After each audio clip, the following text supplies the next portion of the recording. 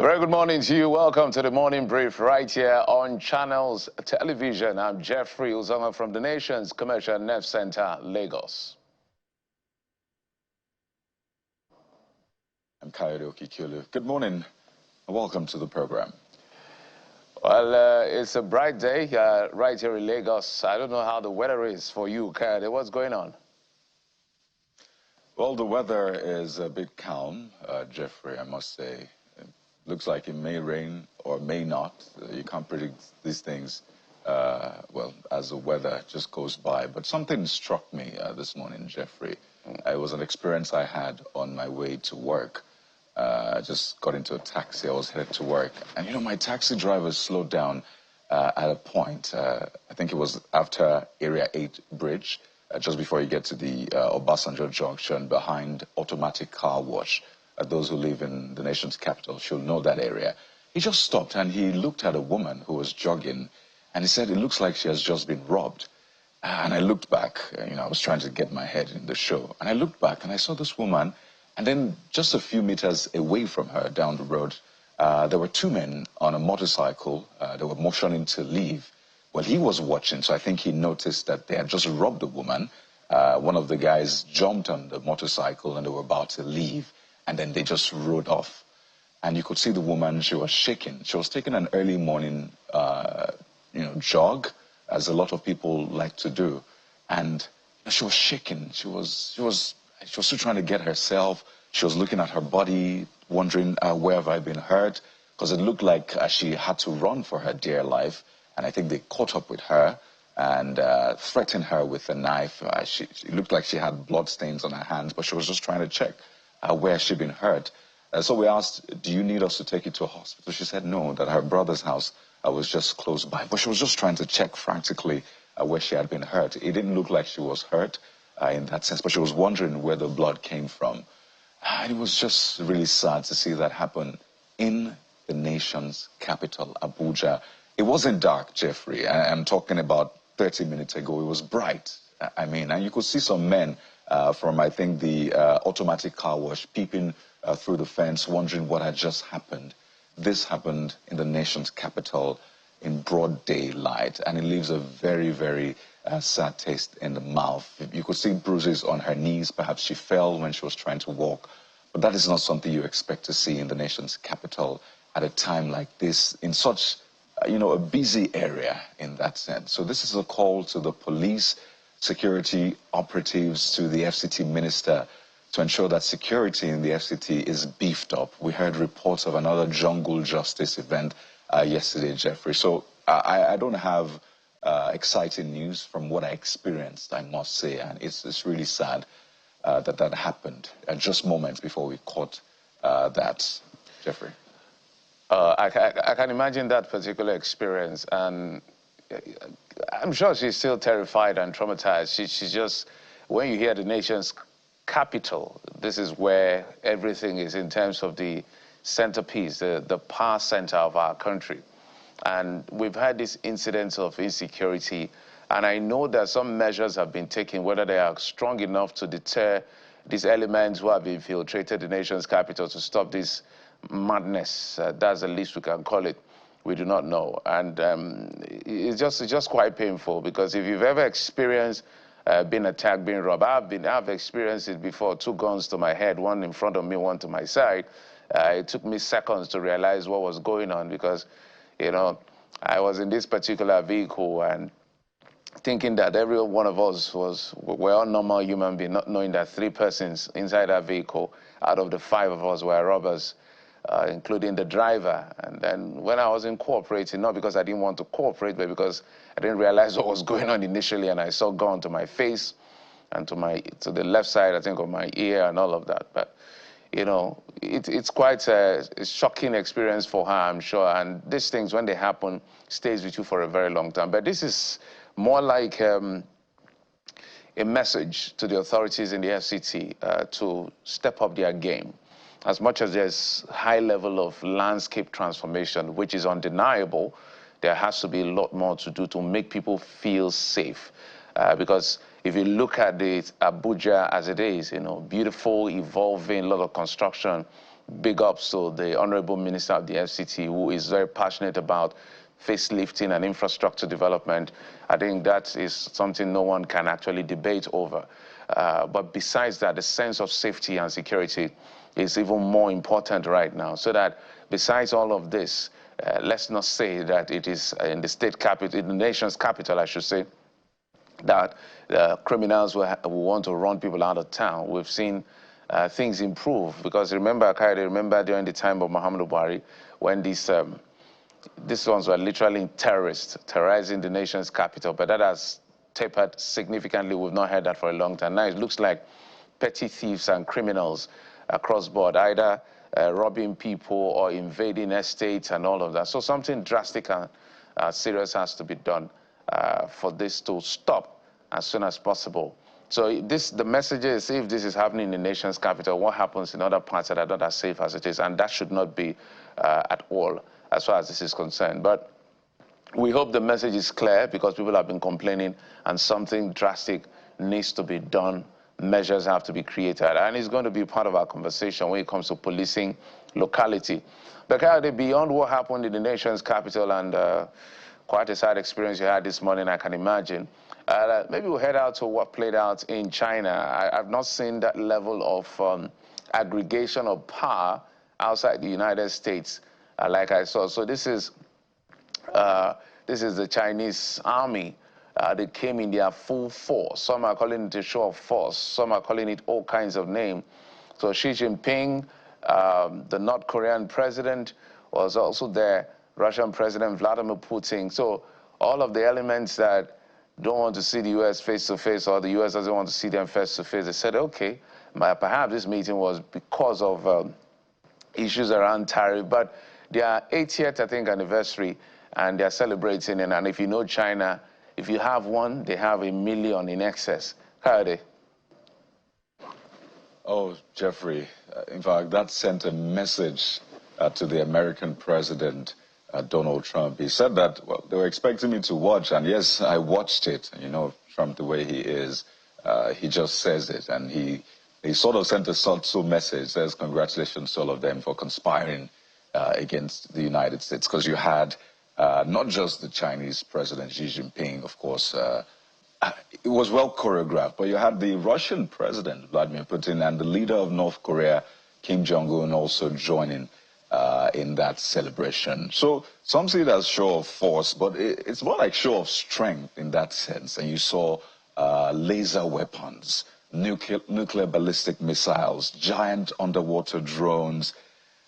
And it's, yes, the Victory Day parade, just to set the context, is meant to mark a year since the end of World War II. And it's 80 years now since the country's victory over Japan in the World War II, right? And what's quite interesting, Jeffrey, is that the last time these leaders met was around the Cold War period.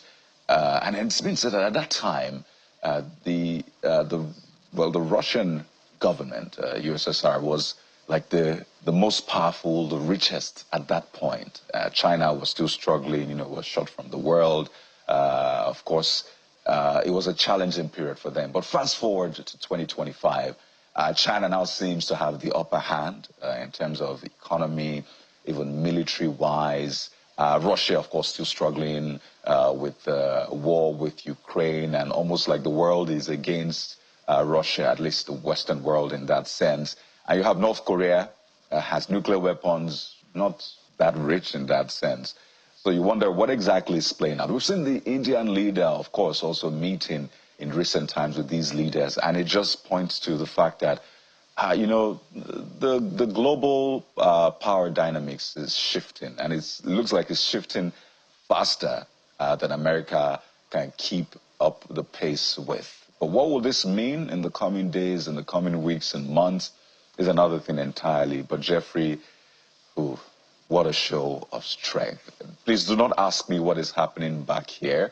We're not competing. We're not comparing today. We're just learning and saying, okay, great work. Let's look at our areas of competitive advantage and see even where we can collaborate in that sense. Jeffrey. Absolutely. As I said, if you just look at the number, it can be quite scary when it comes to China and all of that. So I'm happy with what's playing out in the world. This is a part where I'm happy we're not on the table, so that they'll just realize that we're seated and watching. But we need to grow as a continent, as a people. So there's clearly balance of power here. When you have a North Korea, when you have a Russia, when you have a China, America under Donald Trump is always stoking fires for protectionism in that sense.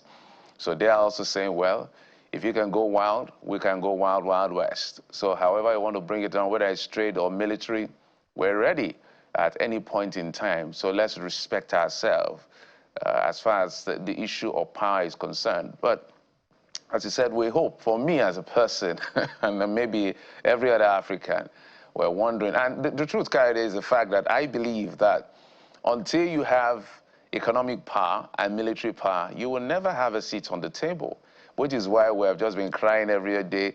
Every president will come. Our current president is also speaking, say, Africa needs a permanent seat on the UN Security Council. I don't see us getting it anytime soon yet. It's not a bad prophecy. I would like to be surprised to see us get, because what exactly are we bringing to that table?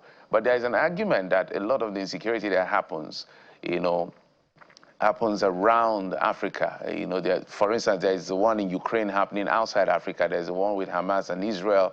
But if you look across Africa, Somalia being like in perpetuity, Central African Republic, Goma around the DRC, Sudan has been forgotten by the world. We can go and see other places where insecurity happens. Sometimes I wonder when they go to these AU meetings, what exactly do they discuss? Because simple things like AFTA is still difficult to implement. To travel within Africa is super expensive. You need visa and all of that. So if these superpowers are saying if the US wants to go in a certain direction, well, maybe we need to mobilize ourselves to see how we too can, show them equal measure of whatever it is they are bringing to the table, power for power, strength for strength, trade for trade. Then we need to rethink. But let's just, for now, we're bystanders, we're onlookers. We just watch and see how it plays out. But let's come back home to yet another incident that happened in Nigeria that has to do with this particular boat mishap. And this incident of boat mishap is becoming one too many. This one happened in Niger State, Kayode. When we saw this, we're wondering, what is this again, Kayode?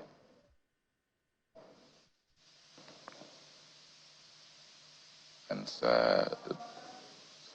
too many. This time around, at least 27 people have been confirmed dead in that tragic boat mishap. Occurred on Tuesday, actually, September the 2nd, at Gasawa along the Malale-Kainji Lake route in Borgu, local government area of Niger State. According to our source, the incident happened around 11:49 a.m. While NIWA, that's in Inland Waterways Authority, rescue team arrived at the scene about 1:33 p.m. Now, the wooden boat, which was reportedly carrying 138 passengers, capsized along the Shagunu-Dunga axis on the Kainji Lake. 46 men, 58 women, and an undisclosed number of children were saved with the aid of life jackets, we understand, but sadly 27 bodies have so far been recovered, 8 on Monday and 19 on Tuesday.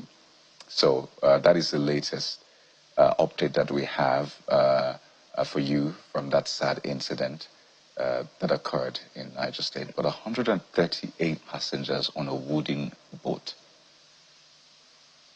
We must step up surveillance, we must step up enforcement, and we must ensure that the right things are done. And we must improve our transport system. I do not think anybody will want to put their lives at risk if they had an alternative in that sense. And so we must ensure that, this transport system, since we see that a lot of people ply these routes, let's improve it. Let's ensure that there are life safety jackets. Let's ensure that there are strict rules. This boat cannot carry more than 30 people or 40 people, and let's stay at that and ensure that everybody is able to get some sort of life jacket.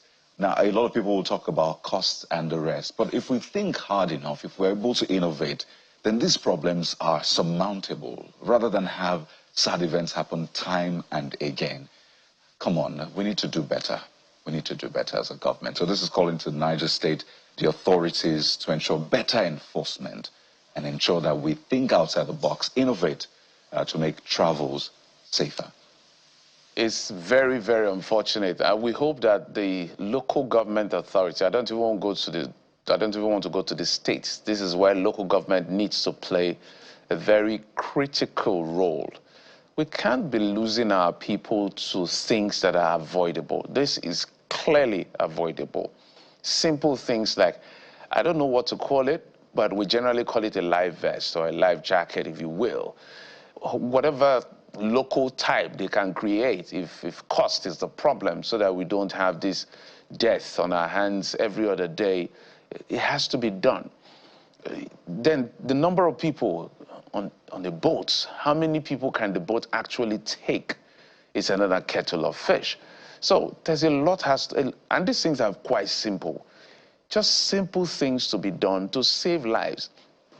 If authorities were there to say, okay, this boat can take only 70 or only 50, at least maybe this wouldn't have happened. And out of that 50, there's some form of a life vest or a life jacket, whatever name it will be called, such that if anything happens, maybe nature's wrath came through unannounced, and then there's a mishap in that sense. At least some people will float until help comes. And in places like this, you're supposed to have, I don't know what it's called. I think, if I remember very well, when I used to travel along the rivers, going towards Opopo Bonny area, there's this thing called, I think it's called anchor, but maybe that's not the name. But along the waterways, this big sea or ocean, whatever it's called, you see these places where in case anything happens, you can quickly swim to and hang on it. Those things are supposed to be available along these very volatile areas, because perhaps these people are going for business, they are going for leisure, I don't know what they're traveling for. But it looks like it's a very popular route. It's a place where people used to move from one point to the other. By now, at least at the state government level, in collaboration with the local government, they're supposed to have those, permit me to call it anchor. I don't know whether, I can't remember the real name, but I remember it as anchor. So it just sits hanging around the waters. It's floating, anchored somewhere beneath the water, such that if anything happens, because I've don't know whether you've been to the sea where all you see is just water and the sky. There are places like that. So you see these anchors distributed at least to some distance, so that in case things like this happen, people can quickly, those that can swim or those with life jacket can find themselves to that point before help comes. These are simple initiatives that can be put in place to ensure that people's lives are not just, people don't just die carelessly like this. But Kayode, you have the next one about some arrests that were made. Well, Jeffrey, so we hope this will be the last time that we speak about this, because it looks like it just happens and we move on and wait for the next sad event to happen. But yes, arrests have been made, arraignment have been done as well regarding the sad incident that happened in Benue State. So it's good to see that the DSS is going beyond just arresting, or at least we're going beyond just these sad events. We're moving on to arraign those who are suspected to have been responsible, and we must commend the government for arraigning those suspects. Hopefully, we'll follow through and see how this case is handled, because we keep asking, who is responsible for these bandit attacks in north-central states from Benue to Plateau? And they say arrests have been made. Okay, what happened afterwards? And you hear reports, different reports. Oh, we had some sort of agreement, they were released, or what have you. But this should not go the same way. So we must commend the DSS for ensuring that this issue is prosecuted, and this is something we'll be following to see how it plays out. But speaking of yes, what is going to be playing out on the show today, we have quite a list for you. We're starting off with the proposal of state police yet again. President Bola Tinubu has given a hint about what he plans to do with state police. Will this be happening this time around? We have a lawmaker who will be joining us on the program. He has some interesting ideas about how state police should proceed. He'll be joining us to speak to this all-important issue around security, particularly from the angle of state police. And from the issue of state police, we'll talk the economy. The president has said, well, we are not borrowing from banks locally. In fact, we're good, such that August, we actually met our revenue target for the year 2025. And he said, nah, I can brag. Well, we examine those numbers. We examine his impact on the economy and the future. We're joined by an economist, Kelvin Manuel, on the program. And of course, from there, we head out to talk to this incident of constant, traveling through the danger path for greener pasture. So we're talking with someone who was rescued from Libya by the Nigerian authority, some kind of a testimonial, just to, create awareness, to tell people that, yeah, things are not perfect down here. I don't think anybody can argue and debate that, except you're just irrational. But there's better ways to find greener pasture so you don't endanger yourself and your family. So that exactly we'll be talking about today. And of course, we've talked about the boat mishap in Niger State. At some point, maybe or not, we'll zoom into that conversation if we're able to catch the authorities. But from there, we'll be examining yet again what is really causing this. I've given a bit of an idea that somebody from the Riverine area will understand how this thing works. It can be very helpful. Bakare, we will be back in just a moment as we take a look at the dailies in just a moment. Stay with us.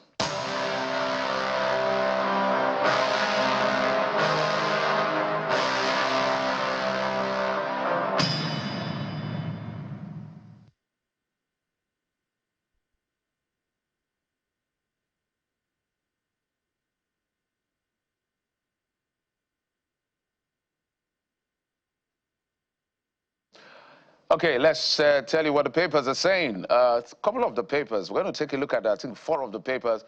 The Vanguard newspaper is where we'll start off from. Vanguard is leading with the president's statement. Insecurity, I have to create state police. Tinubu, the riders declare state of emergency in North to save us. That's according to the NEF, Northern Elders Forum, I guess. Declaration excites Afenifere, other Middle Belt group as well. Nothing has changed in Yewata since Tinubu's Benue visit, says TILV leader.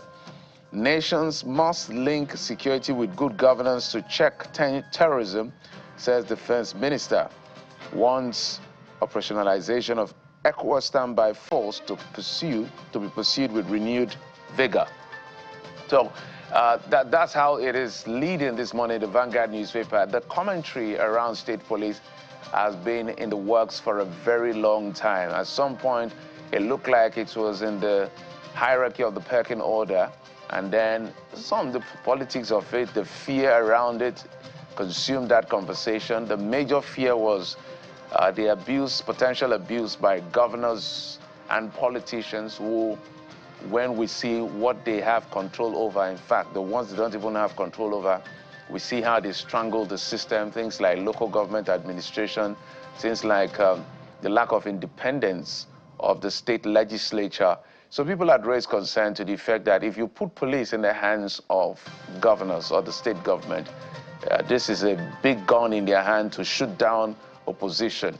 When they didn't have, we see what they do. But we're now trying to look at which outweighs the other, the issue of security and insecurity. Because when you speak to the governors, they say, look, we don't control the apparatus of security. That is controlled centrally from the federal government and is not supposed to be.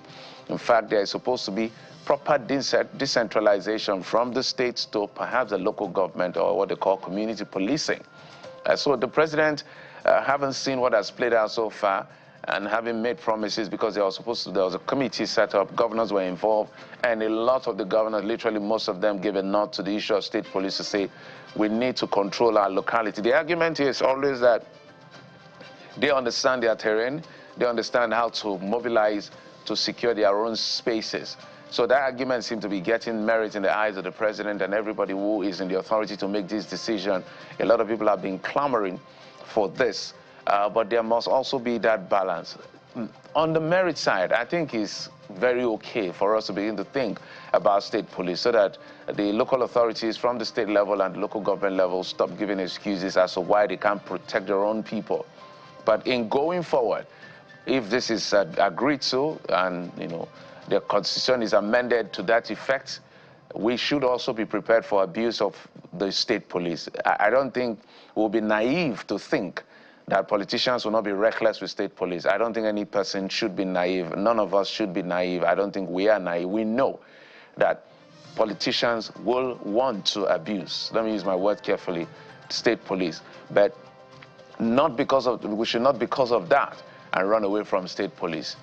So let's see how we can support everybody who is talking about state police to see how state police can be implemented. So now in writing the legislation for state police, we must envisage, I think there's a movie that's called something like Criminal Minds, some kind of a drafting process where we must envisage the fact that this can be subject to abuse and use legislation to protect the people, protect the institution called the police itself, so that we have a properly run state police and manage it effectively, not a tool in the hands of the political class to witch hunt, to oppress, to deal with their political opponents. But we must be prepared for those days. Kayode, what do you think?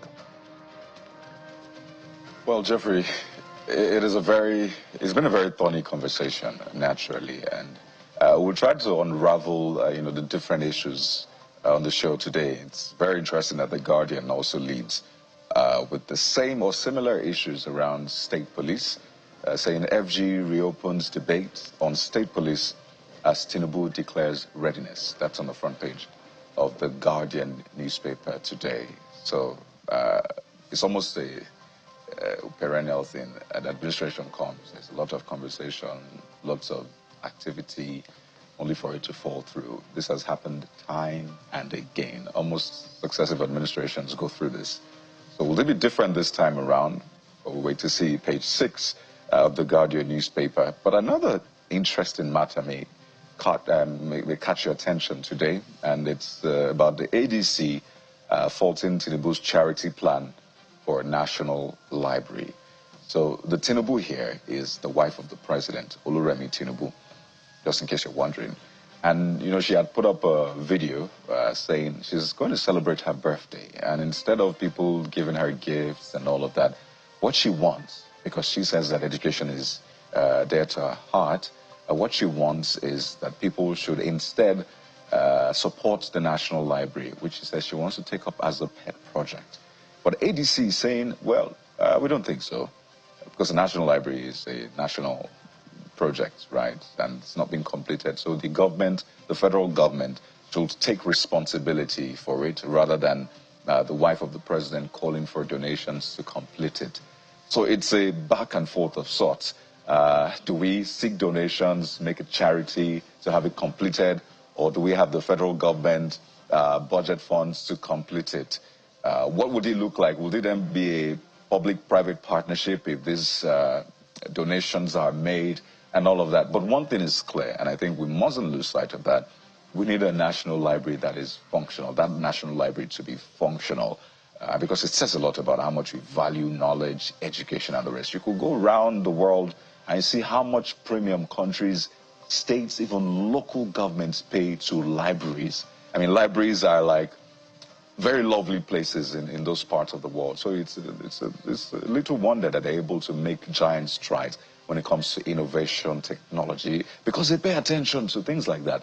So that is what we must pay attention to, ensuring that, yes, that library is fixed. And all across Nigeria, we have libraries that have books that are relevant, they have archival material, so our young ones can go there and immerse themselves. That, for me, we must not lose sight of.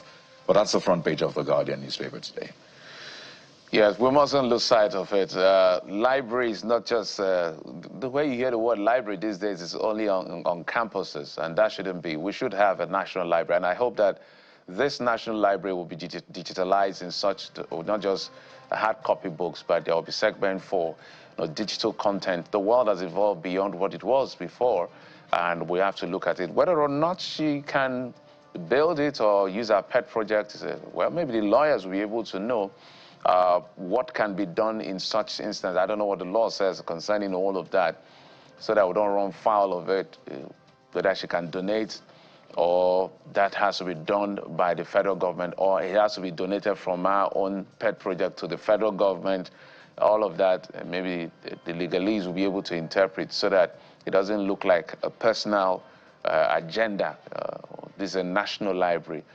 So this is a good cause. It's a good call from her, noble call. Just shows that she's interested in education and said, whatever money is, whatever it is you're doing, rather than pay for front pages and cover pages of newspaper to celebrate me, which is typical, why don't you just direct this money to something that has a bit of longevity and prosperity? We'll thank all of us for. I think it's a noble gesture. But whether or not she can do it, I do not know. But I think the idea is a great one. Okay, let's get to the Leadership newspaper. Leadership is leading with Northern Elders to Tinubu declare emergency on insecurity in the north. Declare emergency on insecurity in the north. So today there are lots of issues around security. Gunmen displays 300, set 30 Plateau homes ablaze. 30 homes in Plateau set ablaze, 300 persons or people are displaced by gunmen. This is almost a recurrent decimal. You can see what we've been talking about, the issue of state police. I think one of the dailies, they also led with one of the governors saying, look, the policing force or the security hierarchy is too centralized, so it limits our ability to be able to do what we can at the subnational level. Let us hope that all of these calls will yield the intended result. But for us, just like we see how the political class are almost making a mess of our judiciary, let's also be prepared for what can happen when we now put, state police in the hands of governors. We should be prepared for those days. And now that we're raising the alarm, the people who draft the laws must envisage those points and see how we can be protected so that they don't use it for their political gain, because they will want to use it. There's no doubt about it. But we'll take a break, and when we come back after this break, we will be talking to a lawmaker on this very issue of state police. We're going to look at all sides, the security end, the political end, the people's end, the community end, and break it down for you. So be part of the program. Join us in just a moment. We'll be right back.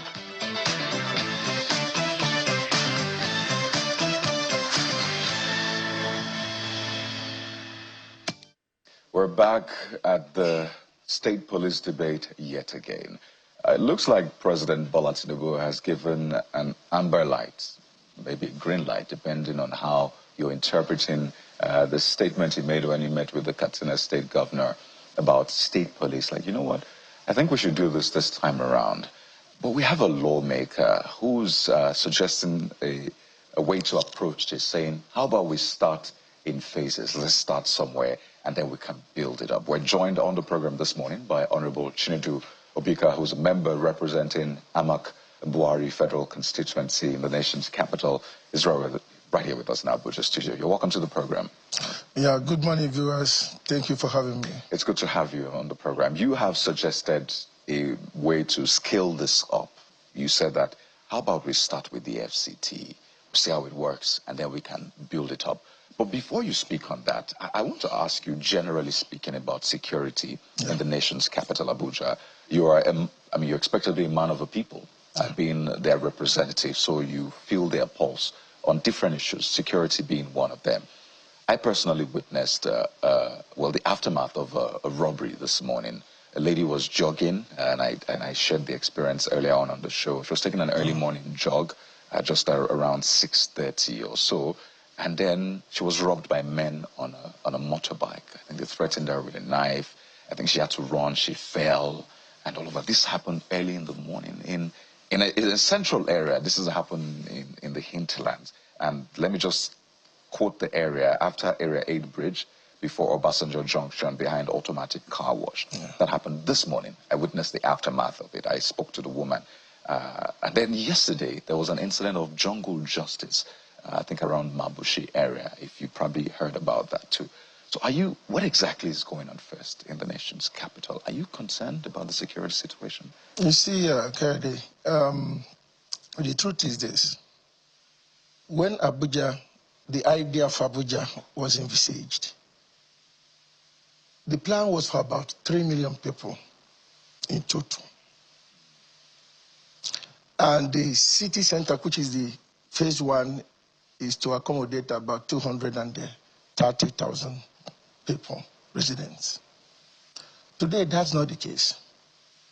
The general insecurity problem in Nigeria has pressured people from across the states. People now view Abuja as the most safest place in Nigeria, quote. And because of this influx of people, the good, the bad people are coming in at the same time. For me, the security architecture of Abuja has been overwhelmed, just like the same with other areas like education, health, and the rest of them. But the area of concentration now is security. Believe me, men in uniform or within the security apparatus in FCT are doing so much. If not, it would have been worse. Because the infrastructure itself is overwhelmed. And that's why I wrote a letter to Mr. President when we came into office, asking him to support the issue of independent police force for Abuja, Federal Capital Territory. Because for you to have the type of security that we need for Abuja, there must be a lot of investment. You cannot just wake up in the morning and think that if you don't put what needed to be put in place, that you can secure Abuja. And Abuja is very important to this country. Imagine if one of the people from the diplomatic corps kidnapped one day, the kind of image it will have for this country. We have a lot of notable multinationals, diplomats, a lot of people here in this Federal Capital Territory. A lot of attention must be paid to build up the security infrastructure. Go down to some of our rural communities here, you don't see even police posts. And this is a community housing thousands of people. So it can easily be a criminal hideout where they can still hide and operate in the city. So we need to pay attention to the FCT security. So the question is, what is wrong now that you call it independent police? Because some may have issues which you calling it state police because the FCT is not a state in that sense, so you call it independent police. So what is wrong now that this independent police arrangement will fix? And let me explain why I ask. For the jungle justice incident that happened yesterday, it was said that first when the so-called area boys or the park touts, when they were trying to, I think, disturb the family that was driving the vehicle, and eventually the accident happened that we understand led to the death of the family members, there was no police presence. When the people in that area pounced on those park touts, beat them to a pulp, and then went ahead to burn them, from what we understand, there was still no police presence all through that period. So I'm talking about a long period of time. The police, we understand, didn't show up, except they have contrary evidence. From what we know, there was no police presence, because if there was police presence, that wouldn't have happened in the first place. Talk about this woman's incident as well that happened this morning. First, obviously, for those people to be able to operate with ease, it looks like there is no security presence in that area. What about CCTVs? We can talk about the CCTV contract that was given and nothing came out of it. So you're not even able to track these people. So what is broken right now that an independent police would fix? Now, look at this. And when you speak to those incidents, how independent police will have maybe fixed those issues? You see, for me, had there been there is an independent police force which is well funded, the issue of using modern technology in tackling insecurity will be, the funds will be available for that. You can't believe it. I don't think that in the FCT Police Command, I don't think they have any drone. Had there been there is maybe a section or a department, a unit of the police force that manage the drone system, the CCTV cameras, put in places, things like that. And even before that, the members of the police force go into that area where there is such incident, they should be able to know what is happening around there for their own safety too, and to know how to come in. So you can only use modern technology to tackle these kind of problems. Police needs funding. That is where I'm heading to. And in what I'm proposing, I'm saying that FCT can use, we have about 1.8 trillion budget this year. Yeah. Assuming that we channel about 2% of FCT internal generated revenue into the FCT independent police force. Do you know what we can get out of that? A lot could have been achieved through that. Having more vehicles, recruiting more men, putting using the modern technology in tackling this problem. Because whether we like it or not, the security challenges will escalate. Many people are coming in, and all these people that are coming in, more than 65% of them to 70 have nothing to do. So it's further putting pressure. And look at this guy there. There is no city like that of ours in Abuja here, in any part of the world, that can be able to create enough jobs for its residents if they don't have activities of nightlife. At night, a lot of activities are going on. And that creates a lot of employment. When people feel secured, they can move out in the night, spend more money. That helps businesses that are paying taxes to government. That creates more jobs, mostly for our youths who are lacking this job, who engage in these crimes. So, put security in place, you have done a lot for the people. Certainly. So you've talked about more spending or more funding for government. So if we look at the FCT's budget, 1.2 trillion naira, 2% is about maybe 25 billion naira plus. I want to imagine that something close to that is already being spent on security. In fact, the FCT minister will tell you that he's big on security, try to fight the one chance bid. So again, I'm trying to really understand how this will move the needle forward in that sense. And we'll get to the legislative bit of it, because this is also largely in the realm of lawmaking, the National Assembly and the rest. But let's toss it over to our Lagos studio where Jeffrey is sitting by. Jeffrey.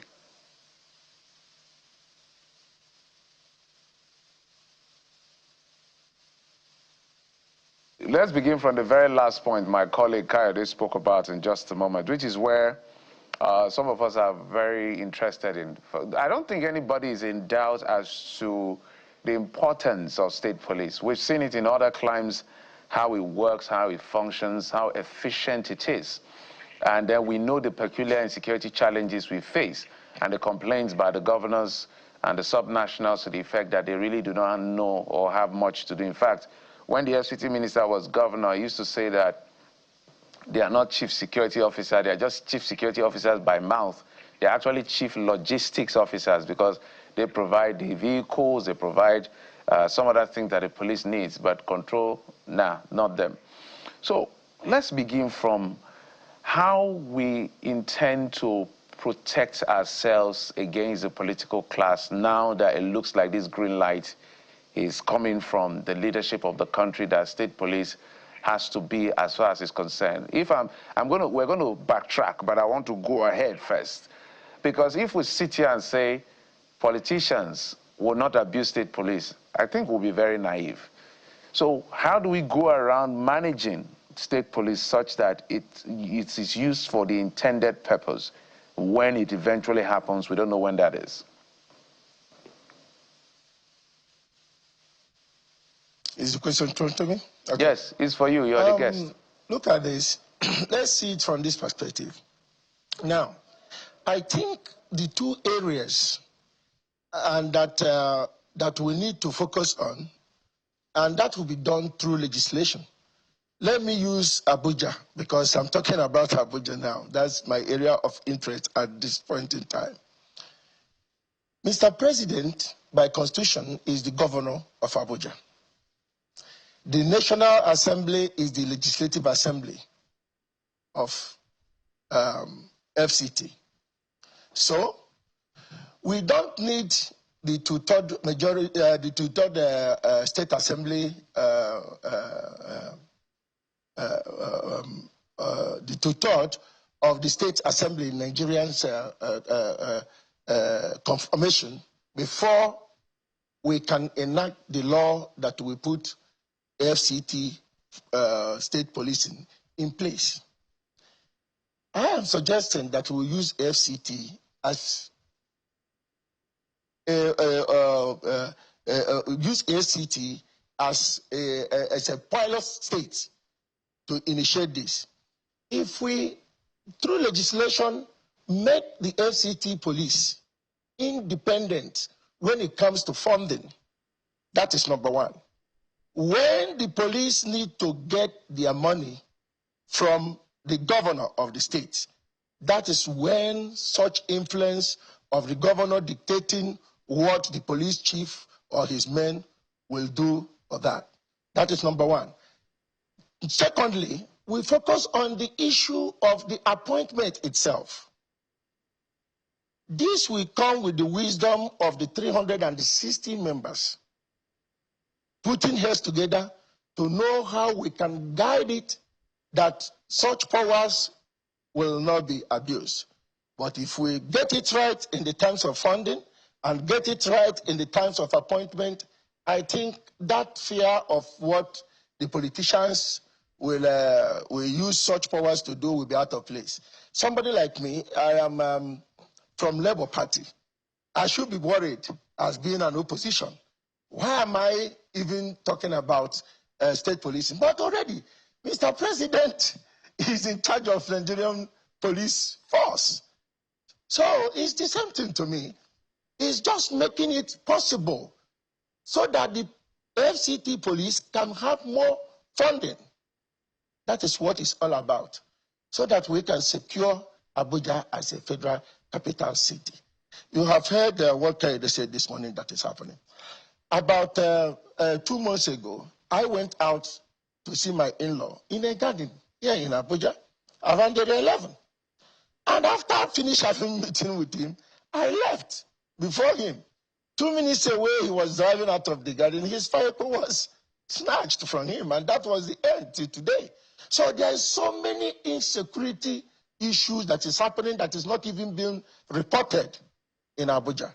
So if there's anything now that we need in Abuja presently, is for the security of Abuja to be put in a place where the residents can be confident going out to do their daily Honorable, I understand what you're saying, but the big picture is to have state police across board. We have seen that most of these national state assemblies are appendages of the governor. They control the local government. Even sometimes the National Assembly itself is even called a rubber stamp National Assembly. They've, rebuffed that. They've defended themselves. So I want us to look at it in its entirety and not just one isolated case of Abuja, which is a very valid position you made. So I'm expecting perhaps if there's a piece of legislation in terms, because you've talked about funding. If the funding will come from the from the state governor or from the state government, we're still talking about the same thing. So perhaps maybe we will not be able to diagnose and find out exactly how to protect. But on the other hand, there are low-hanging fruits that we are not even using. So what shows that we're even serious, Honorable? Do you think we're serious about state police? I'll give you 2 examples. the FCT, for instance, the issue of the CCTV has become a completely complicated issue, a simple thing.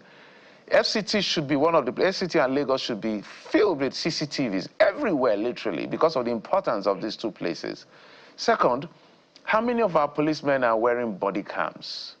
So if this simple, low-hanging fruit is not being implemented, why are we talking about the bigger things already? Now, look at this. I don't think that most of these things are not happening because, believe me, there were not much funding that can be able to, cater for all these things that you have said.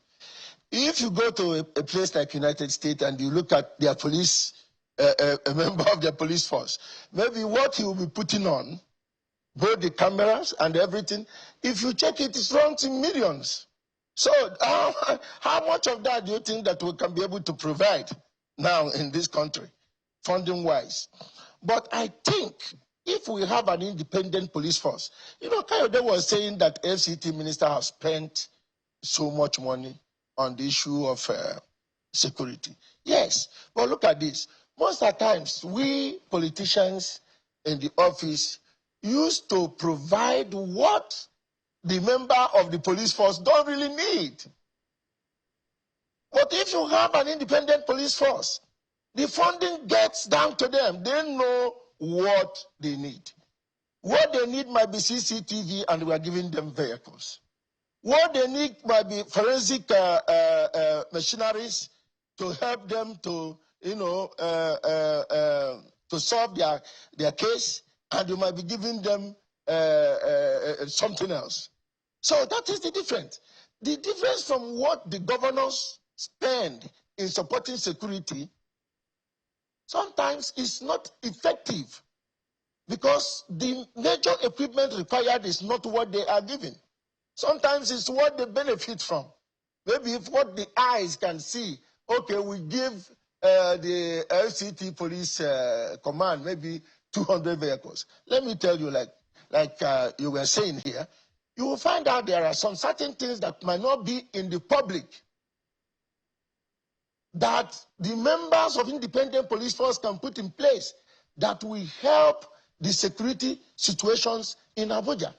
But for a politician to come and give it to you, he will want the one that the people can see. I give you vehicles and other things. So I think there is a lot that we can gain from having a police force that is well funded in LCT. This of motor park touts, yes, is a concern. It used to be one chance years ago, even of late, but it looks like that has tapered down to a large extent because of some of the measures introduced. But this motor park touts thing and then being escalated to jungle justice, do you have an idea what is going on in the nation's capital? You see, first of all, I was elected here as a councillor 1998 in Abuja Municipal Area Council. I represented Gwarimpa Ward. Why am I saying that? I've been a member of the area council. When it comes on the issue of parks, this is what the LCT administration should sit down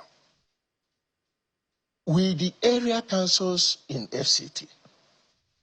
This is 21st century. I don't know how, at this point and age, the manner in which the area council is still collecting revenues and through the channel of some of these touts that we are talking about. And if that is not checkmated, and that area modernized on the way such things can be done, we will continue to witness what we are witnessing now. It will continue to happen. They must bring a modern way of handling the issue of parks and tax collection. That is very important. And it is also concerning that, those people were beaten. That's the tout after what happened. Yes. Naturally, people are angry. Yes. But as a representative of the people, yes, you interface with the security operatives. Yes. What exactly is wrong? Why aren't they there? is that a function of funding as well? Because normally you find them on the roads. Naturally, before you go anywhere, you see some of these men on the road already. You see, some of them are covered because, you know, when it comes to the issue of parks and transports, it's primary responsibility of the local government, which, as in the issue of Abuja, area councils. So sometimes we wouldn't blame the members of police force. No. The because police doesn't have restrictions. These men flaunts, even some of them flaunts the ID card of the area council because they were recognized. So this is a thing that the local area council chairman and FCT administration should sit down together. I have also written to the minister about this. Well, I don't think that is an excuse, though, for the police not to be there. No, the police nobody can flash I'm not giving away. Look, just like we said, do you know that you can get to some of our police stations don't have a functional vehicle, and if they do, sometimes they find it difficult to even fuel their vehicles to the areas where they have the need to do so. These things are the truth.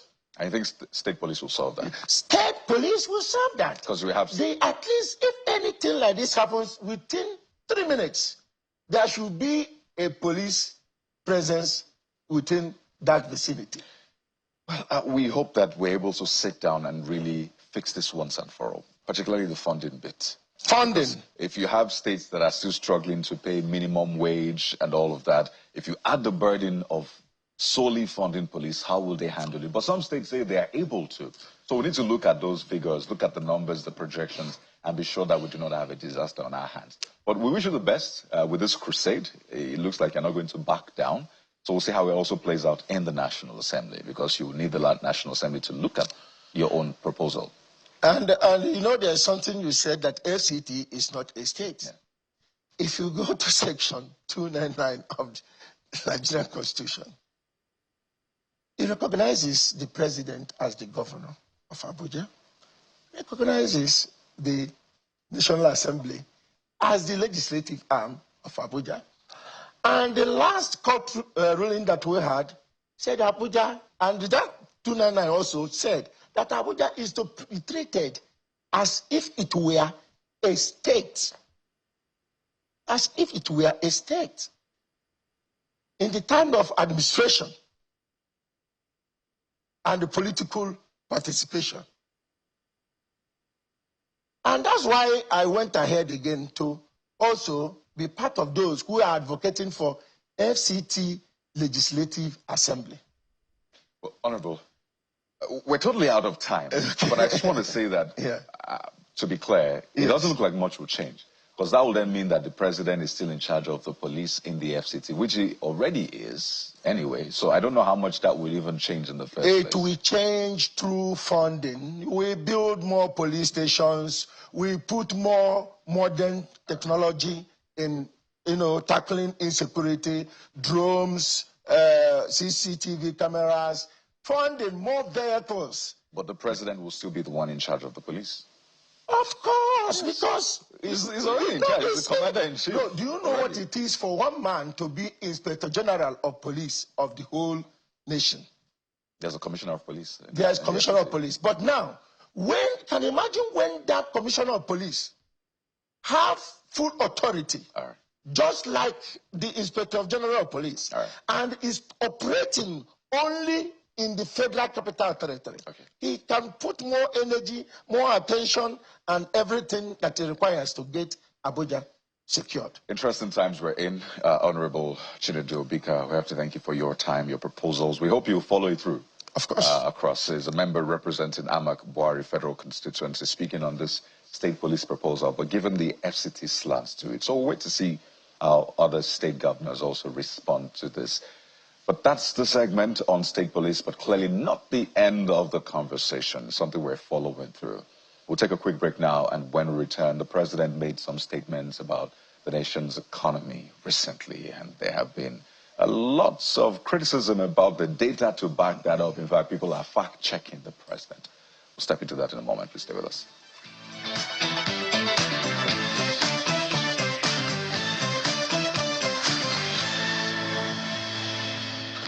Kevin Emmanuel joins us live in our Abuja studio. He's an economist, energy expert. You're welcome, Mr. Emmanuel. Thank you so much for having me. There's a lot happening. The president has been speaking a lot lately. Not like he doesn't speak a lot anyway. And the recent one is where he said we met the dollar at 1,900 when he came into office, and now it's at 1,450. And then he tried to make a point around you don't need to know anyone to get dollars and all. But people stayed with that 1,900 at, no, President, wait. You did not meet dollar at 1,900. No, in fact, it was your decisions that made the dollar go all the way up. And you had people fact-checking the president. In fact, currently, there's the X notes that has fact-checked the video of the president that, no, that's not what you meant, right? So maybe he was going to say something else and said that and was trying to make the point that you don't need to know anybody is another thing entirely. But before that, he had also made statements when he met with the CPC group that today we are doing well. We don't need to borrow, locally anymore because we've tried to meet some of our, targets. But first, we've not seen the budget performance document since third quarter of last year, right? So people are wondering, if you have that data, please share it with us. After all, this is a quarterly report you're meant to show Nigerians that this is the revenue we got, this is how we're able to make it. But people are putting the figures together and they're saying, nope, we don't think so. So from what you see, looking at the numbers, how well is this government doing in spite of the fact that it's not backing it up with its own data? Kayode, very interesting questions. And it has, because of 2027, these questions begin to have political connotations. But the facts is the facts. The facts are the facts. Economics is economics. Someone said that economics does not care about your feelings, So I'll be fair to President Tinubu. Where was the economy when he came in? There was $7 billion of backlog, FX backlogs. The CBN was technically insolvent, even if they don't like to acknowledge it. Of course, the CBN will not come out and tell you that because they were in negative territory when it comes to their net external reserve, their net asset ratio. Yemi Cardozo has, I will rate him 7 over 10. Him and his team, the job they've done to restore confidence in the Central Bank of Nigeria. And the fact that he's fought very hard against the federal government, the executive branch, following the legacy of the late President, Muhammadu Buhari, of violating Section 38 of the CBN Act on Ways and Means. He's been under serious pressure to violate Section 38, which says that the federal government cannot borrow more than 5% of real GDP for the previous accounting year, as ways and means to finance budget deficits. And he's fought that very well. So talk about the CBN has like net external reserves of $40 billion. That is gross. When you factor their encumbrances, the actual net external reserves is anywhere between $12 and $15 billion.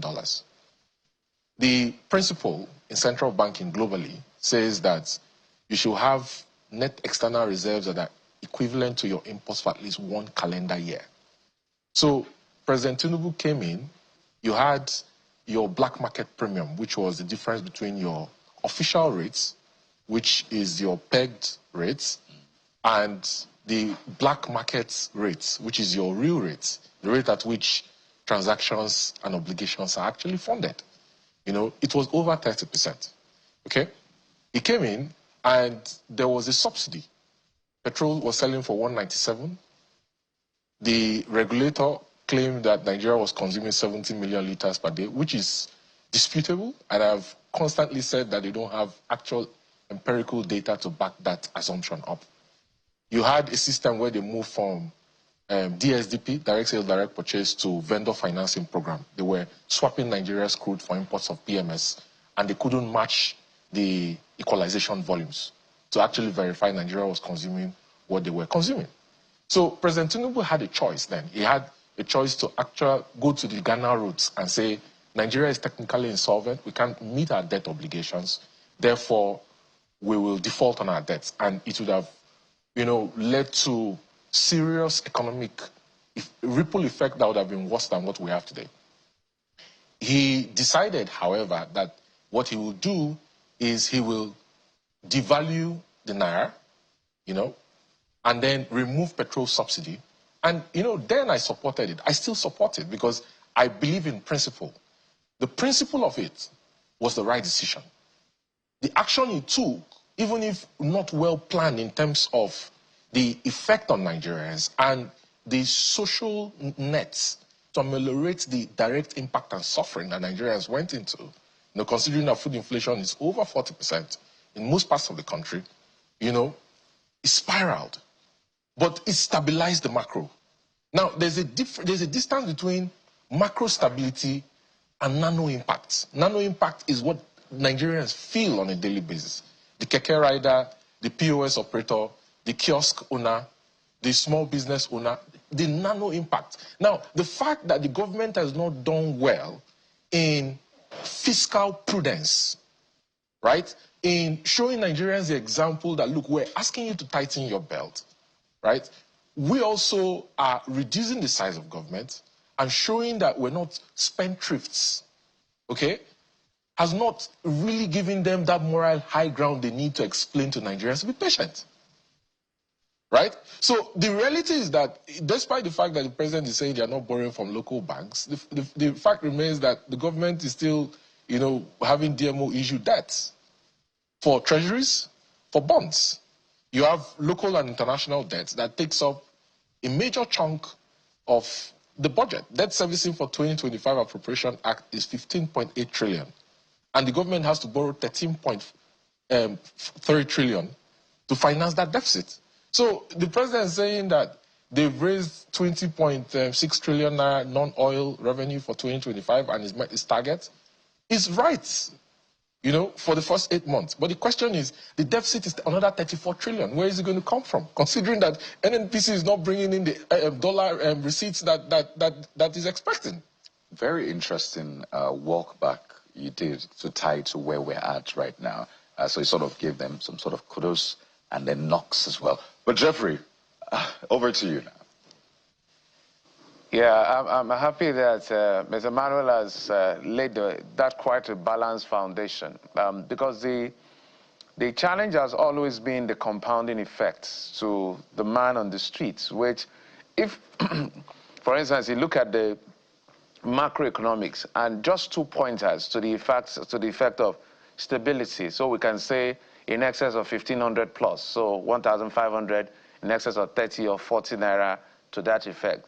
So that brings that stability within the market, and that volatility seems to be out of the door. And then if you look at our high interest rates, which I'd like you to speak to, that naturally will bring all of these FPIs we're talking about. So, and then you look at the stock market rallying.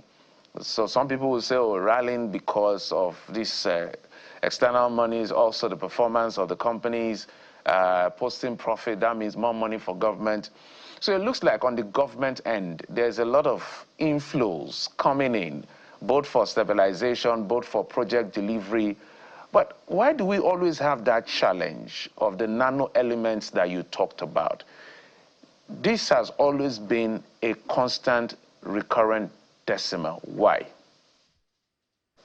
Geoffrey, good morning. Thank you so much.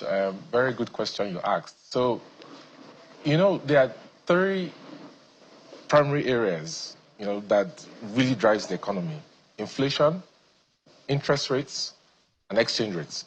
Okay? If prices go up because you have so much money chasing so few goods, you have cost push, demand pull inflation.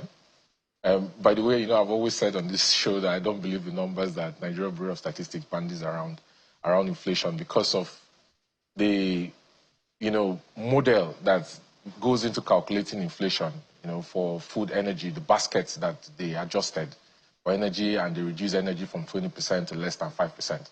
So those numbers are distorted. And the fact that the Monetary Policy Committee and the central bank has not reacted to the numbers, because they are supposed to react to the numbers, because they are implementing what they call inflation targeting, shows that those numbers are questionable, you know. So what Nigerians immediately feel that affects their purchasing power parity, their PPP, and their per capita is inflation. If inflation goes up, interest rates has to be increased, because if interest rate is not increased, there's going to be a flow from naira-denominated to dollar-denominated assets, which only worsen inflation, and that affects exchange rates. Okay? The exchange rate affects the duties that the custom charge at the ports. The duties they charge at the port impacts on everything Nigerians are importing. So, for example, you see the balance of trade between Nigeria and China. Nigeria imports over $2 billion from China on a yearly basis, but exports less than $250 million on a yearly basis.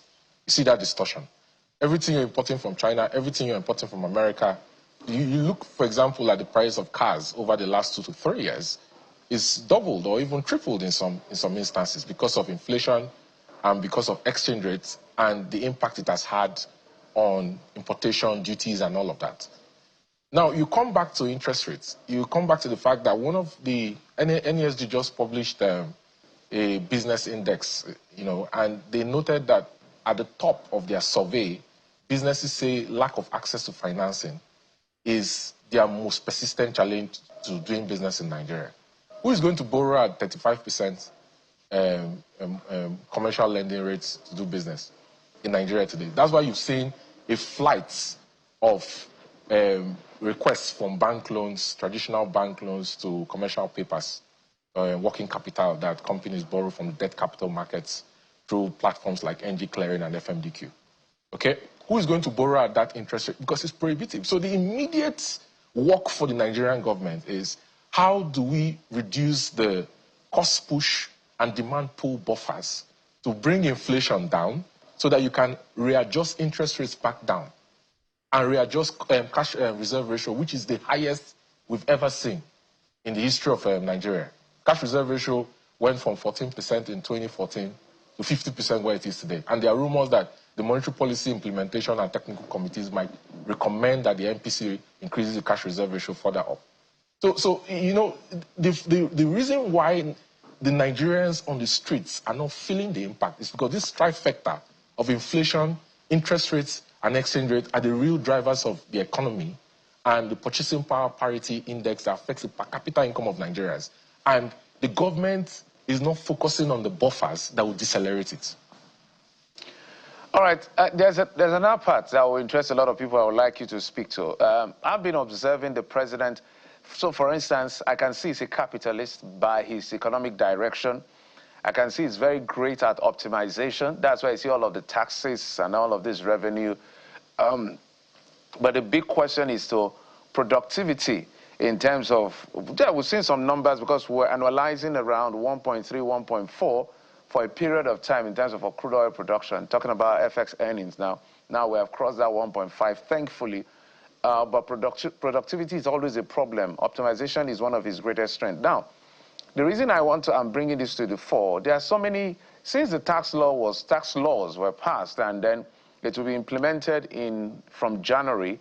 I don't know whether you're privy to, I'm sure you understand everything that has to do with this tax law, but there's some information flying around I would like you to speak to. And I think the committee led by the gentleman, great guy, Taiwo Idele, maybe has to do some educating citizens from now till that's implementation, because I'm hearing all kinds of things. I have to go and check again to see whether it's true or false, because it's a voluminous document. So people are saying, if the government says they are going to fiscalize businesses and make sure that everything is electronic, we have a lot of the informal sector, a lot of these sectors, how will the, say, tax committee, for instance, be able to separate money, say money coming into my account, my salary, maybe somebody gives me a gift or I do a deal. How do they separate all of that? Because what the information that is out there that people are saying is that all the monies that come into your account, the tax people will find a way to tax you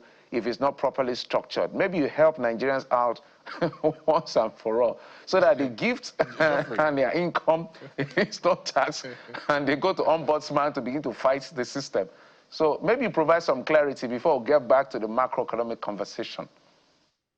Geoffrey, it's important to clarify that I'm actually not a tax expert, even if I follow keenly the work of the committee. Taiwo, as the chairman and leader of the committee, has done very fantastic work. First of all, it's important to say that the new tax laws places like a limit for the amount, the threshold that Nigerians cannot be taxed on. Businesses, I think, of about 100 million naira cap and below you don't get to pay tax, your business doesn't get to pay taxes. So you have an exemption on that. Secondly, one of the areas through which consultants, tax consultants to their clients have gotten away with blue model, like I would say, and, you know, shortchanging the government of tax revenue is, you know, the self-assessment, where consultants layer the tax returns of their clients and under-declare the income of their clients as a way to get reduced, you know, rates that are paid, like the reduced taxes that are paid to the FIRS. What this new regime of tax structure is doing, a change from FIRS, NRS, is that you're moving from self-assessment, you're moving to a systems assessment. So the tax authority is building big data framework to be able to do a system audit of you know, eligible taxpayers, and then compare to their self-assessment to know if, you know, taxpayers are shortchanging the government or not. That is a key difference, you know. But, you know, of course, I will encourage Nigerians that in preparation for January of 2026, they engage their friends. For the ones who are not able to pay, tax consultants, the ones who are able to pay, from now they start engaging tax consultants to advise them on the best way forward on this, Jeff.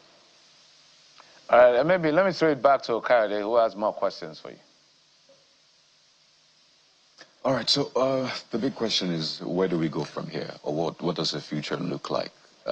First, for this government, this is 2 years plus into this government. It still has 1 year plus, even though they're hoping it will be 4+ years extra.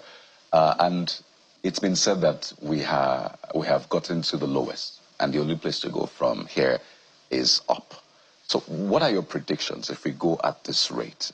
Maybe you can speak to the budget first, and then what you envisage. And do you really see this government taking a different route if it wants better outcomes for Nigerians? Because for a lot of people, and you hear it time and again, what they're earning right now is even less. If you've had like a three times increment to your salary, what you're earning right now is less what you were earning at the previous period where you were earning just 1x, if you get what I mean. So do you see this government continuing in this trajectory? Would you advise them continuing this trajectory or tweak some things in that sense? Kayode, a key difference maker is the trifecta of inflation, interest rates, and exchange rates. You see, I believe that the Naira is undervalued by at least 28 to 30%. But for you to come to a situation where the Naira starts to appreciate, you know, you need to raise the net asset ratio.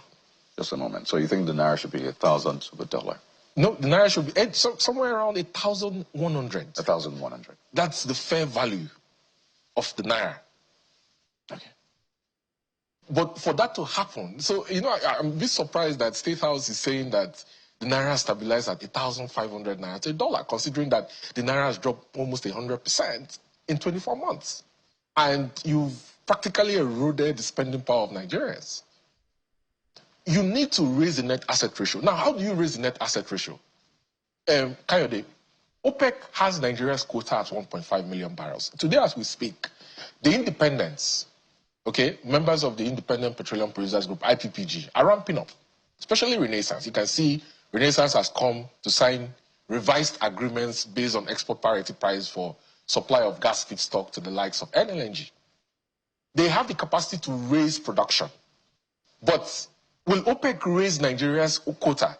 So if OPEC will not raise Nigeria's quota, how can Nigeria pump more crude? Number one. Number two, how do you separate OPEC quota? Are you going to go out of OPEC? You know, it's my belief that Nigeria has run its course for OPEC, but the government doesn't think so.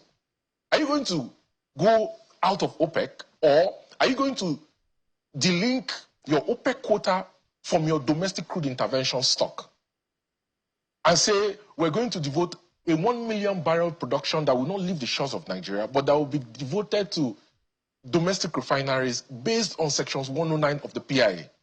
So that $650 million Dangote spends importing crude from America every month. He spends $650 million bringing in crude. He spends $9 million transporting that crude and paying NIMASA and MPA levies to bring in that crude to his single point mooring in Lekki. Till yesterday. Till yesterday. How are you going to increase production to 2.5 million barrels so that you have enough dollars to raise your net asset ratio or your external reserves and be able to begin to reduce your exchange rate to fair value, which will affect your interest and exchange rates, incentivize production that will now compound into your inflation and bringing it down? This is the work the government has to do. I'll give you an example. Low-hanging fruits.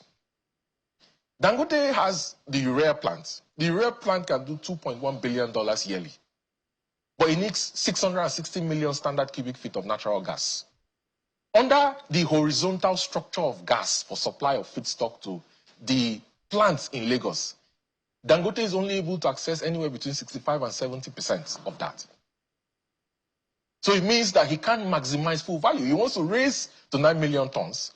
For him to succeed at that, he has to go away from the horizontal contract to a vertical agreement where NNPC is not involved to get gas. I find this interesting. You've mentioned Dangote at least 2, 3, 4 times.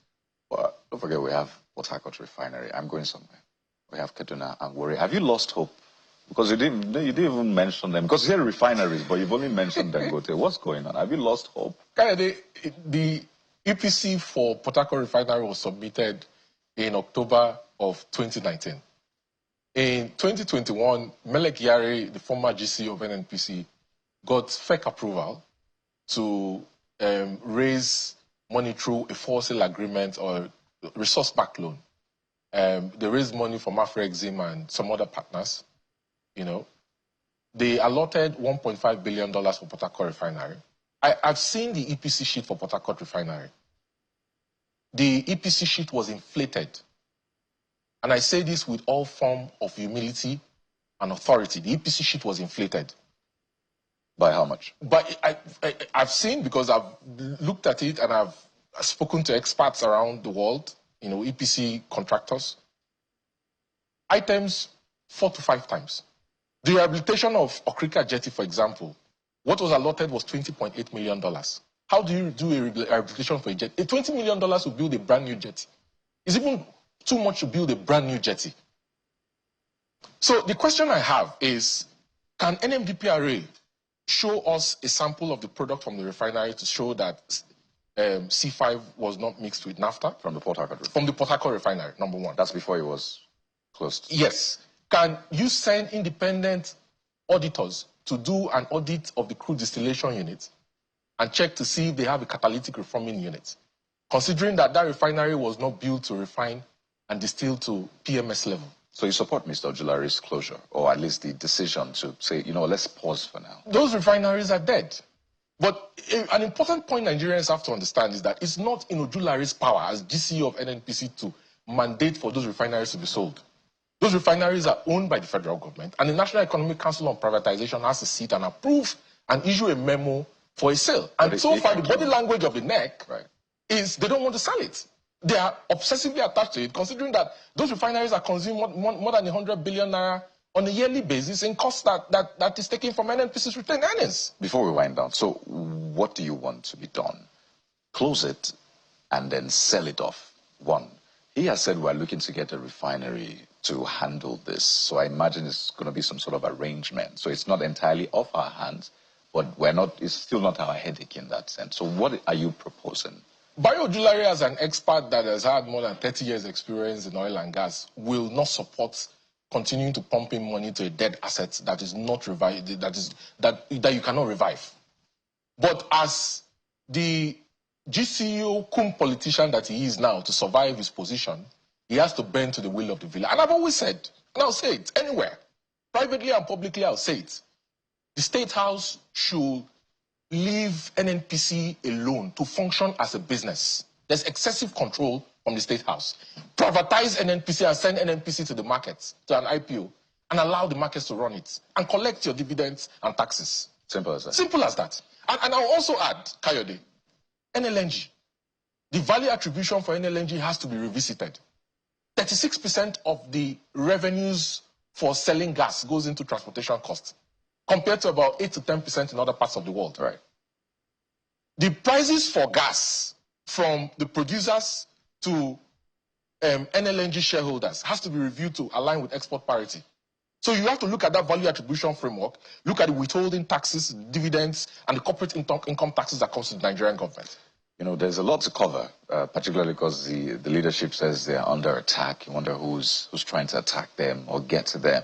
And there's also the conversation around, you know, Lagos getting more than every state and all of this decentralization matter. But that will be for another time. It's always interesting having a conversation with you. We could really stretch, you know, across the economic indices. Mr. Kevin Emmanuel, thank you so much for your time. Good to see you in Abuja. Thank you for having me. Welcome to Abuja. Always a pleasure.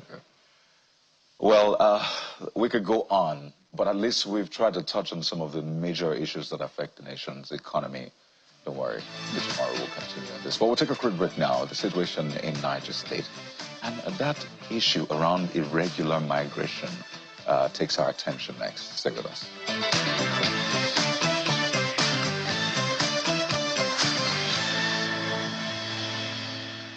Today on the program, we'll bring you the story of Mercy Oluwagbenga, a Nigerian who was rescued from Libya after 4 years.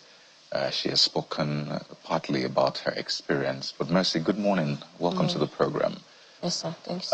You were rescued last week. Yes, sir. From what we understand, after spending 4 years in Libya. Yes, You've spoken about what your employer did to you. Yes, sir. Tortured you, Yes, drained your blood. Yes, sir. First off, how are you doing now? I'm fine, thank you. That experience must have done something to you. But first, how did you get to Libya? Why did you go to Libya? Maybe we could start from there. Okay, I got to Libya 2021 December because my mom was sick. So we had no options than to make ends meet for her to be to get treated. But along the line, while I was there, she died. How did you travel to Libya? What was the process? By road. By road. Yes, sir. So there was someone there. What was the process? What was promised? How much did you pay? What convinced you to think, okay, Libya will be a good place for me to make money to take care of my mother? Okay, I didn't know I was traveling to Libya. It was the day before I knew. Where did you think you were traveling to? I didn't know I was traveling. I was somewhere, so I saw someone talking on the phone about Libya, and then I just said, I'll follow you. That's just it. Because you were desperate at that point? Yes, sir. So did you have to pay money? How much did you pay to get there? No, when I got there, I worked for a year and 6 months. To pay back? Yes, yes. So speak to us about because I imagine this is an organized, you know, some sort of people who handle the travel. Okay. So who was your handler where you got there? What did they tell you? Just walk us through that process. No, I just got there. Then they told me I was going to pay for a year.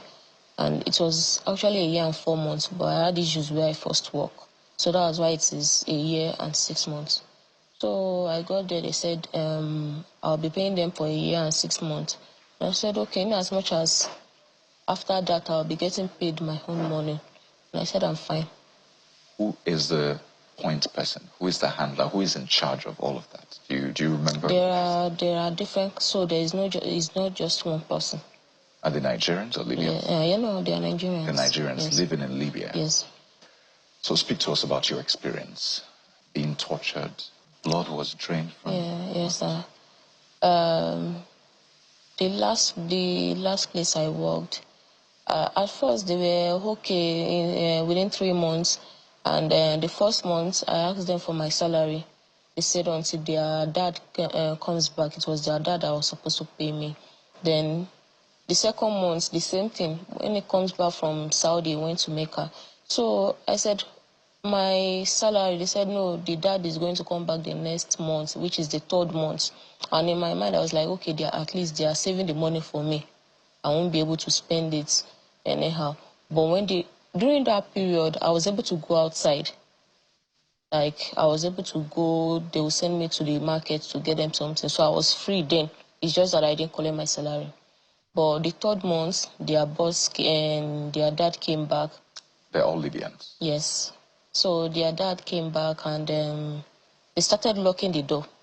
My room door, then everywhere. So I was like, I didn't even take money into that. So I was like, okay, since their dad is back, at least it is the third month. The salary is already 3 months salary. I should get paid and send it home. So, and at first, there was an agent that took me there. He said, I called him 2 months before that. I haven't been paid. He said, that wants to leave there. I said, I cannot forfeit 2 months salary. The workload is much. I said, okay. But after that third month, when the man came and I started asking for my salary, they won't reply me. They won't do anything. So they started withdrawing my blood because their mom was sick. Their mom was sick. I thought it was normal at first because if we want to go and work in an Arab house, they will ask us to do some tests every 3 months for them to be sure we are okay, we are fine. So I thought it was not until it became consistent and I didn't even count many to it because there are some every month they will take you to the hospital. But I just noticed that it was the same nurse that was treating their mother that keeps withdrawing my blood without taking me to the hospital. So I told them that I don't want to, that if they want me to go and get a test, let me go to the hospital myself. So, but they didn't answer me. Then when I refused them from withdrawing my blood, that was when the beating started. So later I tried to call the agent. I got to know that the agent is in prison.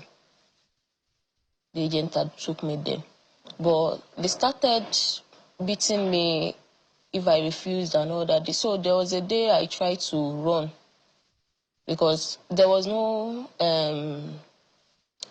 space of running, or because I was locked up. My room, the outside door, so there was no way I could get out. And the estate we live in, out of 30 people in the estate, their family is like 25. So there was no way I could, if I go outside, I would just meet one of their family. So that day I just tried to escape. They were in the parlor then. So they didn't lock the door because I was doing something in the house. So when I got out, I didn't know they were monitoring me. I was looking at the taxi that want to pick me in front. That was when they double crossed me. So the taxi don't even have anything to say. He just turned back and left.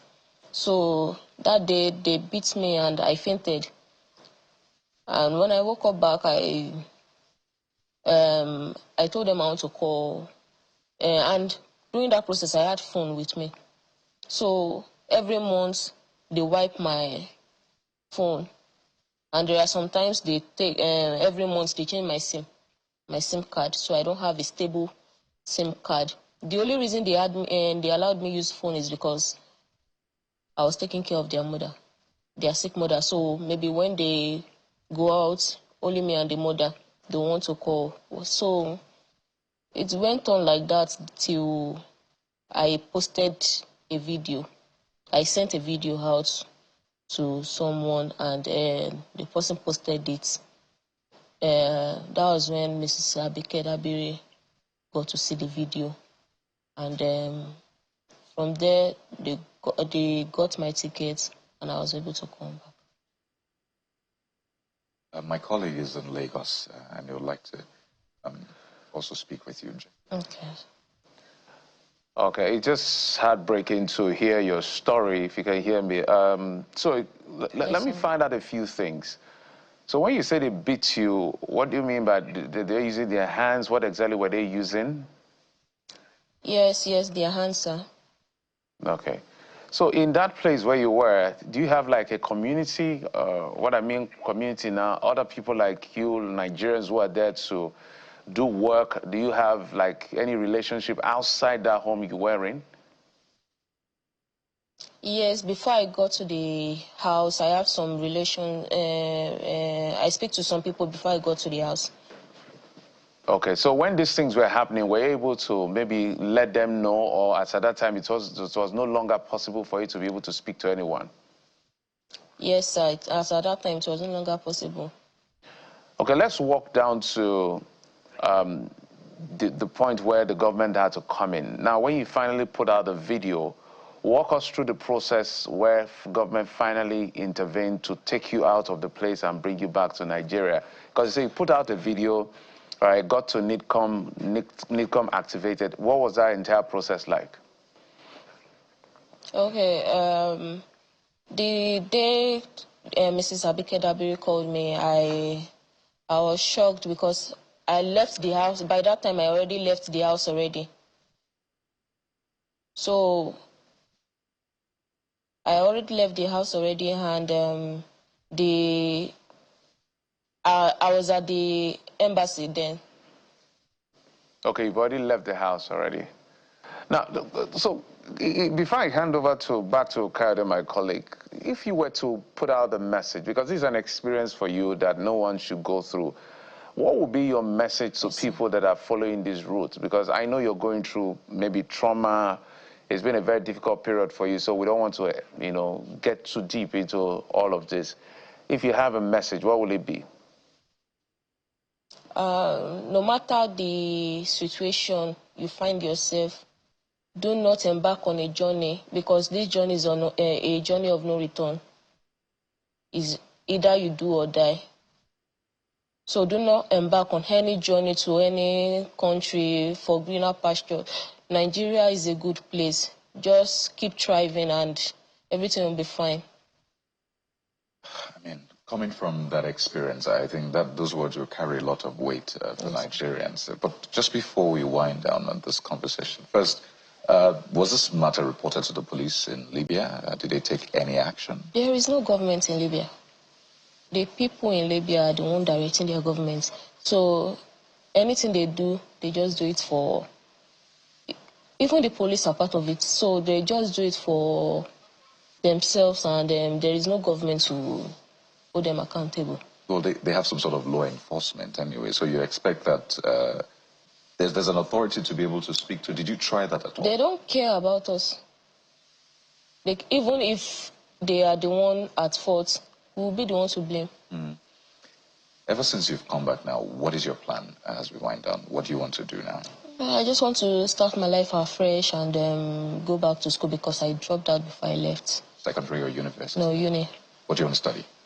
Computer science. I dropped out in 300 level in Unilore before. Unilore. Yeah. I mean, your story is one of resilience, and I know that sir. great things will happen after this. Yes, Mercy, we're grateful for the mercy you experience, and we hope that things get better from here. We've been speaking with Mercy Oluwagbenga, a Nigerian rescued from Libya. Thank you so much. Thank you, sir. Yes, sir. Well, over to you now, Jeffrey. Quite a touching story. No one should go through that for any reason. But let's move on now to what played out in Niger State, where at least 27 people have died from a boat mishap. I've been joined by the area manager of Niwa, Serat Ibrahima, joining us virtually. Thank you so much for coming on the program. Good morning. Thank you for having me. You know, when we heard about this Niger incident, it's just natural to say, oh, not again.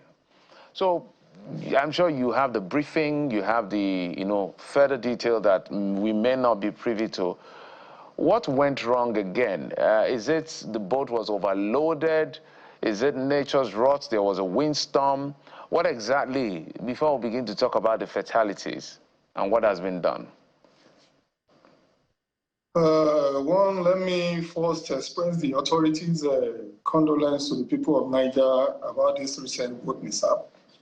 And two, we are tired of hearing all these fatalities coming through boat mishaps.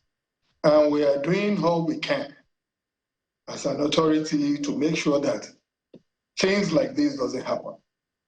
We've done enlightenment and sensitization of all boat operators being safety conscious while using their boats on water.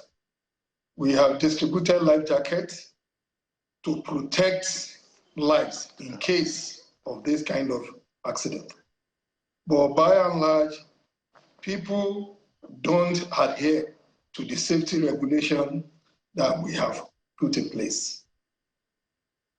So I believe what must have caused this accident is still under investigation.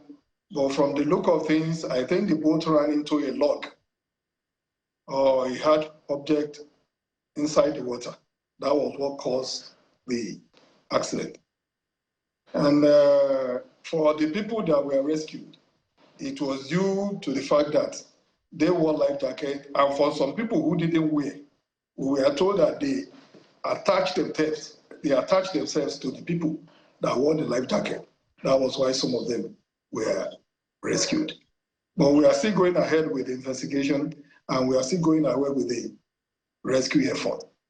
Thank you. So what is the immediate action being taken? Because when things like this becoming too much a recurrent decimal, not naturally, maybe to close transportation on that waterway down, and because you talked about people not listening to instructions. Sometimes people are like that. There's nothing you can do than use the instrument of state to ensure they listen to instructions for the safety of themselves and their family. So what has been done in the immediate term to make sure that, is it that nobody's going to be using that waterways for now? What exactly to at least send some shocks so that people will begin to take some responsibility? That is what is required. Okay, on that one, we are now going seriously into enforcement. But apart from the enforcement, for some of these riverine communities that we are seeing that the incident is becoming frequent, we are looking into setting up community safety committee, so that apart from our sensitization and enlightenment, they will go into the nooks and crannies with our staff to still continue to tell them of the need to do this. Then for the operators, based on our investigation, if it is discovered that it is the operator that is at fault concerning the incident, that operator will be prosecuted to the full extent of what the law requires. So those are some of the things we are looking at. It's a more or less carrot and stick. And we are looking into setting up task force too for all these high prone areas of boat mishap. So in whatever way we can reduce boat mishap and the consequent fatalities, we are looking into it. A report was recently submitted to the Honorable Minister of Marine and Blue Economy in the last 1 month on how to prevent and to reduce inevitably the incident of a boat mishap. So those are some of the things we are doing to see how we can alleviate this. All right, in closing, sir, so is there any updates, because we're hearing different numbers? Some are reporting 27 bodies recovered, some are reporting 29. What exactly is the exact number as at today, as far as the fatality is concerned? As at today, it's 27. That is the number the National Inland Waterways Authority has and the Niger State Emergency Management Agency has. And we are working together on this issue. We are collaborating very well. We are still in touch with the people over there for whatever is happening. The authority and the Niger State Emergency Management Agency, we are collaborating and we are working seriously on that. The official figure for now is 27. All right, well, thank you so much. We need to touch base with you to just give us an update. Mr. Olawale Adetola is the General Manager, Business Development, National Inland Waterways Authority, NIWA. Thank you, sir, for coming on the program. Thank you for having me. Oh, dear.